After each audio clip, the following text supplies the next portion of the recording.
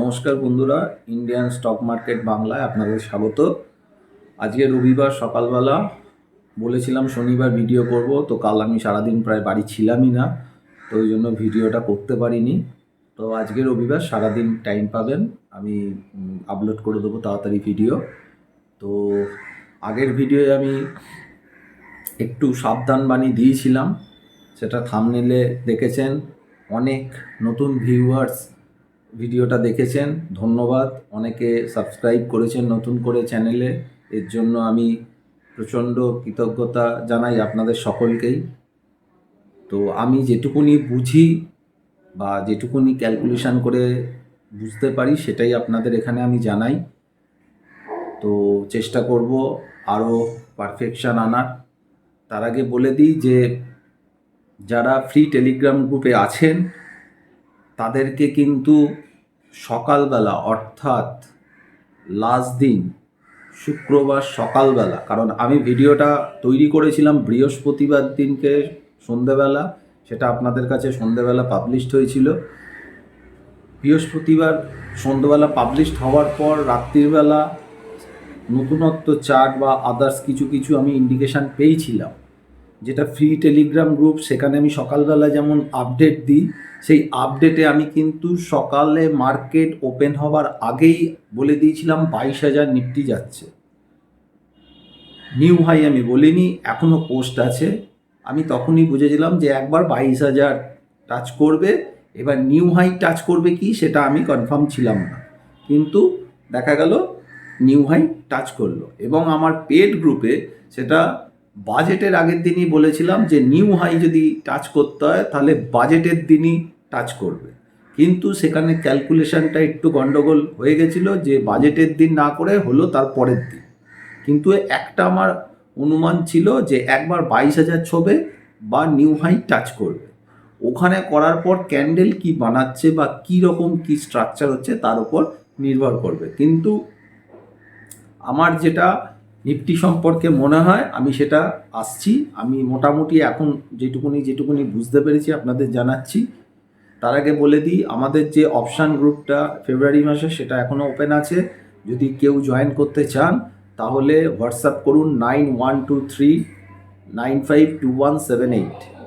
এখানে হোয়াটসঅ্যাপ করুন, ডেসক্রিপশানেও phone number দেওয়া আছে, হোয়াটসঅ্যাপ করুন, করে নাম, কোথায় থাকেন এবং একটা সেলফি ফটো দিন। আমি তারপর bank details, Google Pay, PhonePe দিয়ে দেবো। Per month expiry to expiry আমাদের গ্রুপ চলে, 2,000 টাকা করে। সেটা পেমেন্ট করার পর স্ক্রিনশট দিলে আমি টেলিগ্রাম গ্রুপে অ্যাড করে দেবো। ওখানে যারা, এখানে আমি যখনই ওপেন হয় ভিডিওতে বলা থাকে, তাও বলে দিচ্ছি, ম্যাক্সিমাম আমাদের কলগুলো হয় ইন্টারডে পারপাসেই হয়। কিছু কিছু সময় যখন মনে করি আমরা ডেলিভারি কিন্তু ওটা নিয়ে যাই, সেটা আমার বলা থাকে। যাই হোক, ম্যাক্সিমাম কাজ হয় নিফটি, ব্যাঙ্ক নিফটির ওপরই কল দেওয়া হয়। স্টক অপশানের ওপর কল খুবই কম দেওয়া হয়, আর কোনো সেলিং করা হয় না, মানে কল বা পুট বা অপশান সেলিং কিছু দেওয়া হয় না, এবং ফিউচারেরও দেওয়া হয় না, যেহেতু লোকের ক্যাপিটাল কম আছে। আর আমার মনে হয় বর্তমান পরিস্থিতিতে ফিউচারের ওপর কাজ না করে কল পুটের ওপর করাটা ভালো, তাহলে রিস্কটা অনেক কম থাকে। তো এটা গেল একটা পার্ট। সেকেন্ড হচ্ছে, এখনও ক্যাশ গ্রুপ নিয়ে আমি কোনো কিছু চিন্তা করিনি। আমাকে অনেকেই বলেছেন দাদা ক্যাশ গ্রুপটা আবার স্টার্ট করুন, কিন্তু এখনও আমি চিন্তা করিনি। যখন চিন্তা করবো আমি এখানে এসে বলে দেবো। এবার আসছি মার্কেটের পার্টে। মার্কেটের যে জায়গাটা বুঝতে পারছি, যে নিউ হাই যেটা হয়েছে সেটা ট্রিপল টপও বলা যেতে পারে। মানে মার্কেট এখন একসাথে বুল আর বেয়ার দুজনকেই, একটা চার্টে বুল নিজেদের দিকের কিছু কিছু পয়েন্ট পাচ্ছে, যারা বেয়ারিস তারাও নিজেদের দিকে কিছু কিছু পয়েন্ট পাচ্ছে। এইভাবে কি মার্কেট কনফিউশন করে রাখছে, তার মানে একজনকে মার্কেট খাবে।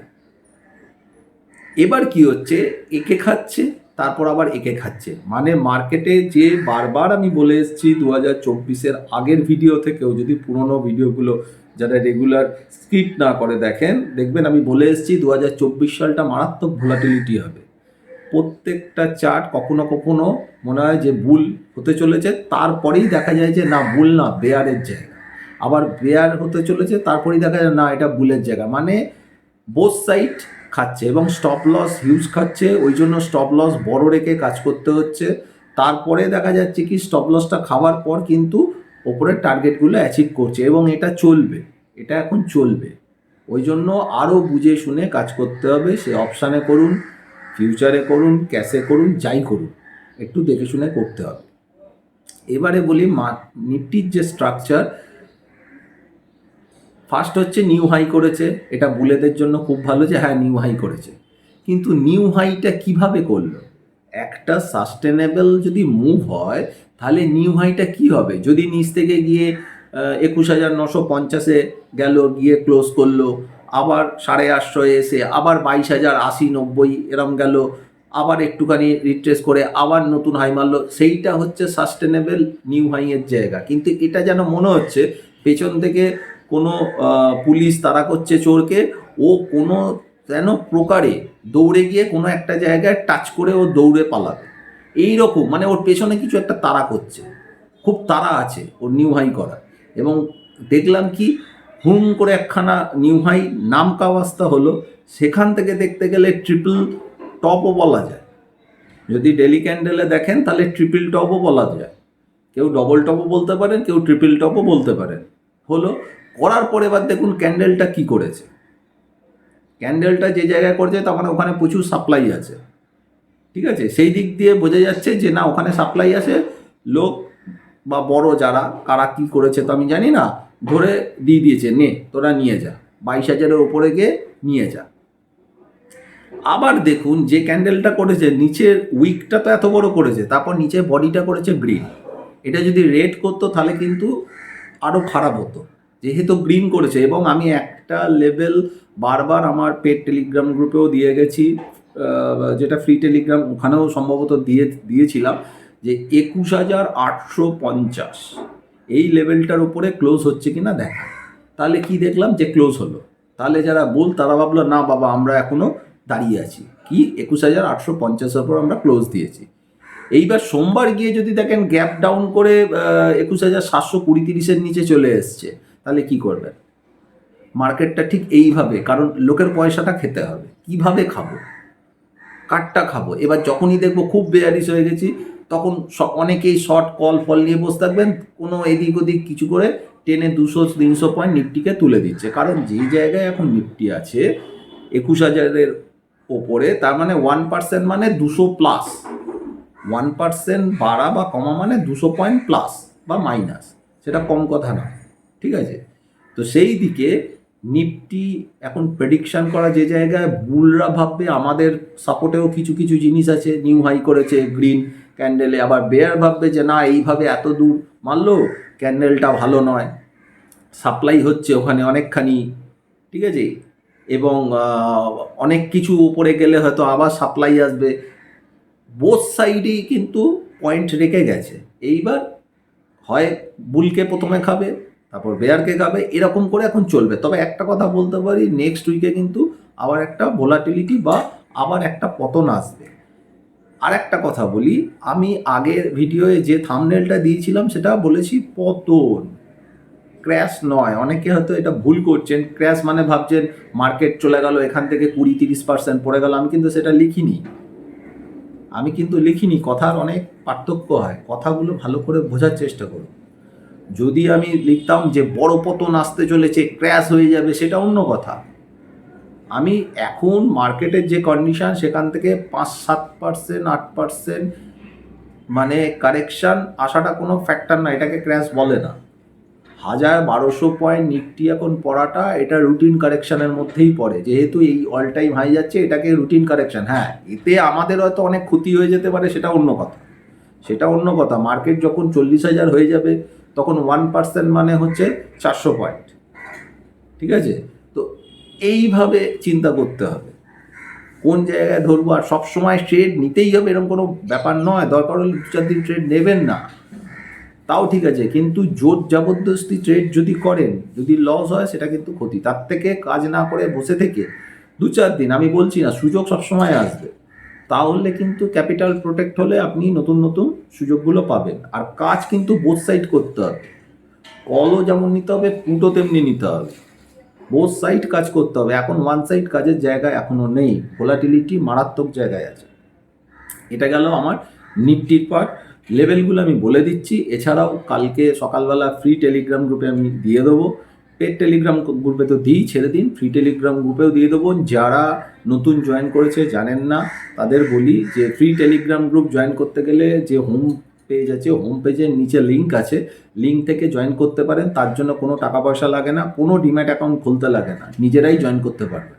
ওখানে প্রত্যেক দিন আমি নিফটি ব্যাঙ্ক নিফটি আমার যেটা সাপোর্ট রেজিস্ট্যান্স মনে হয় আমি এটা দিই, এডুকেশন পারপাসে দিই, কারণ আমি সেবি রেজিস্টার্ড অ্যানালিস্ট নই। আমার কথা শুনলে আপনাদের পোর্টফোলিও খারাপ হওয়ার সম্ভাবনা 95%। ঠিক আছে, এবার আমি আসি ব্যাঙ্ক নিফটির ক্ষেত্রে। ব্যাঙ্ক নিফটি আগেও বলেছি, এখনও বলছি, ব্যাঙ্ক নিফটি আরও উইক। ব্যাঙ্ক নিফটি আমার ধারণা আরও পড়বে। এবার স্টেট ব্যাংকের কাল রেজাল্ট এলো, স্টেট ব্যাংকের রেজাল্ট তো খারাপ হয়েছেই। এখন বলছে যে ওয়ান টাইম সেটেলমেন্ট হয়েছে, সেই সেটেলমেন্টটা কিছুই না।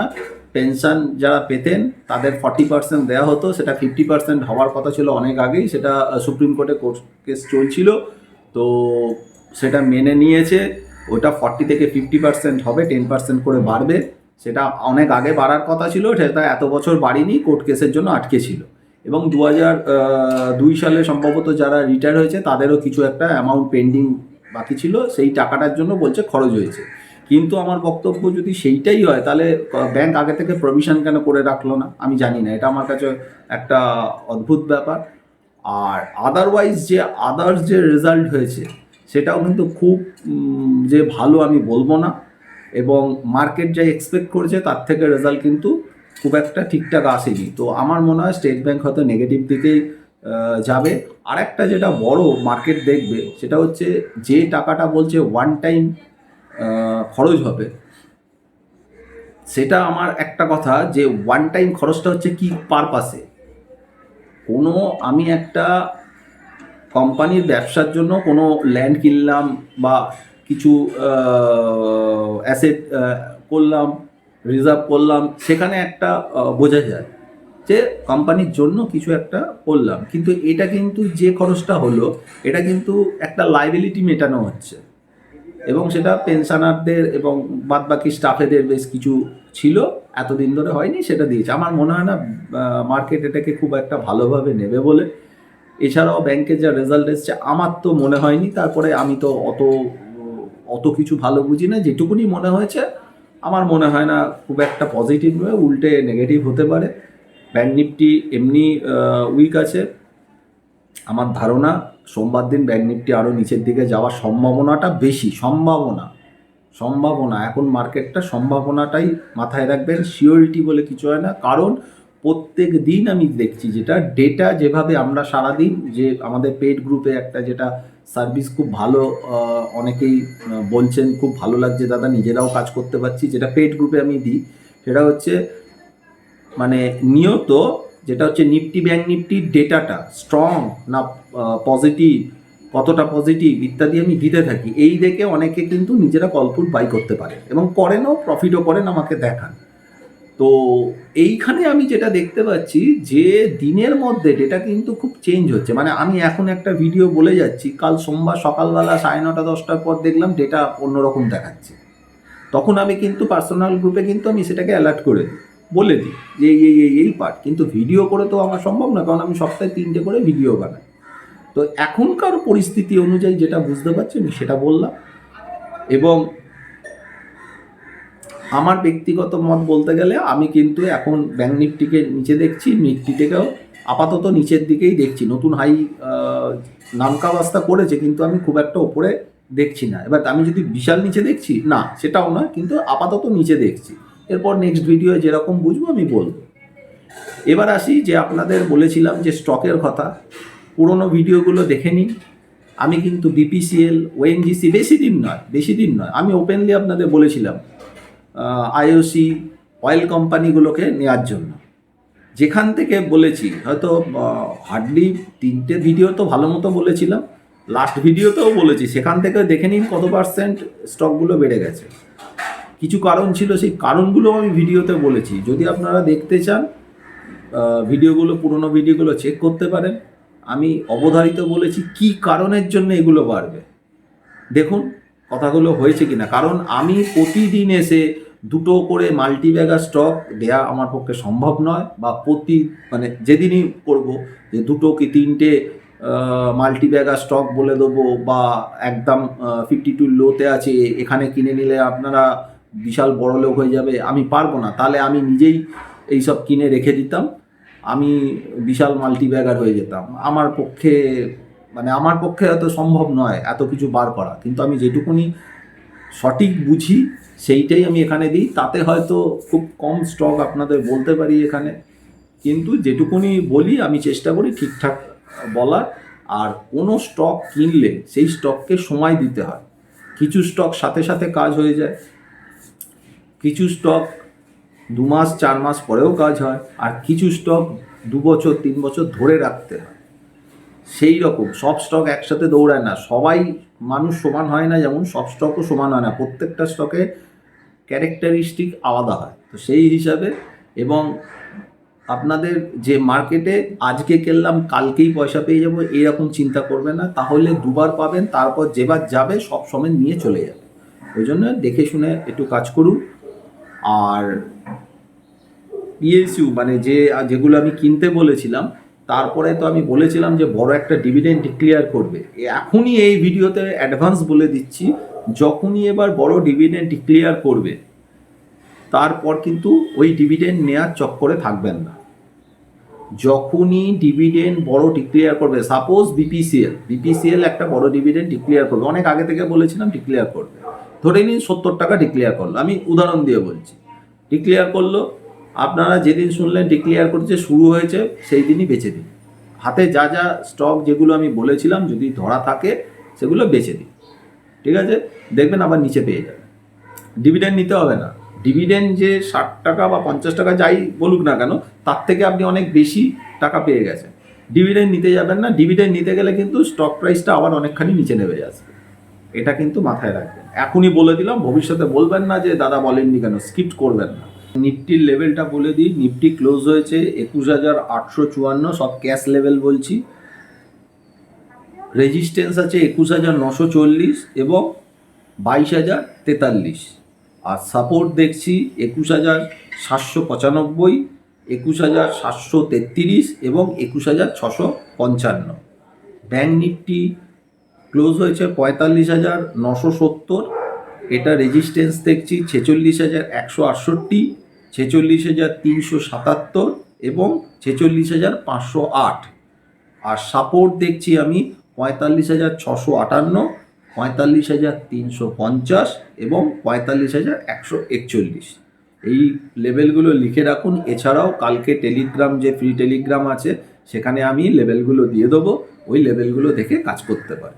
তো যাই হোক, ভিডিওটা বড় হয়ে যাচ্ছে, আর বড় করব না। দেখে শুনে কাজ করুন, বুঝে শুনে কাজ করুন। যারা অপশান গ্রুপে জয়েন করতে চান তারা হোয়াটসঅ্যাপ করুন 9123952178, ডেসক্রিপশানে আছে, ওটা option group. Cash group start হলে আমি নিশ্চয়ই বলবো। আশা করি আজকে রবিবার ভালো কাটবে, কালকেও দেখে শুনে কাজ করুন, বুঝে শুনে কাজ করুন, তাড়াহুড়ো করবেন না। আজকে এখানে শেষ করছি, নমস্কার, ভালো থাকবেন।